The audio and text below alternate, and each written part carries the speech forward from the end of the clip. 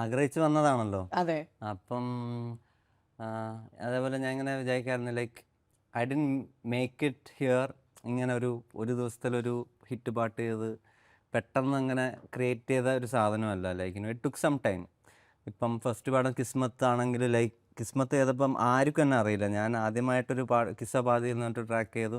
Like I made little audience, കുറച്ച് ആൾക്കാർ. പിന്നെ അത് കഴിഞ്ഞിട്ട് എസ്ര ചെയ്തപ്പം ലിറ്റിൽ മോർ ബിഗ് ഓഡിയൻസ്. പിന്നെ വരുത്തൻ, കുമ്പളങ്ങി, അങ്ങനെ അങ്ങനെ എൻ്റെ ഓഡിയൻസ് ഇങ്ങനെ പതുക്കെ വലുതായി ഒരു ഗ്രോ ആയി. ഫോളോവേഴ്സ് ആയിരുന്നു. എൻ്റെ ഗ്രോത്ത് പോലെ തന്നെ എൻ്റെ ഓഡിയൻസും ഇങ്ങനെ ക്രിയേറ്റ് ആയി വന്നായിട്ടുള്ളൊരു സാധനമായിരുന്നു. അപ്പം and I was pretty much enjoying the process of ഈ പുതിയ പുതിയ ഡയറക്ടേഴ്സിൻ്റെ കൂടെ വർക്ക് ചെയ്യുക.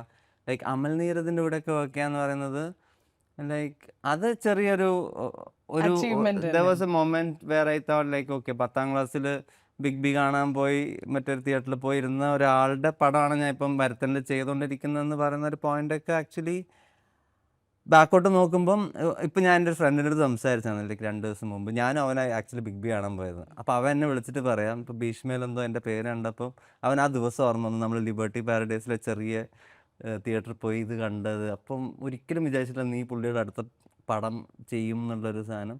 അങ്ങനെ എനിക്കും അത് ആക്ച്വലി ഒരു പ്രൗഡ് മൊമെൻ്റ് ആയിട്ട് തോന്നി. കാരണം നെവർ എക്സ്പെക്റ്റഡ് അവിടെ ഇരുന്നപ്പം ഞാൻ ഫ്യൂച്ചറിൽ ഇയാളായിട്ട് പടം ചെയ്യും.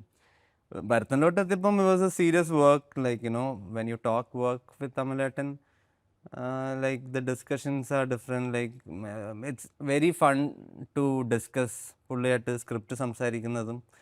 പുള്ളി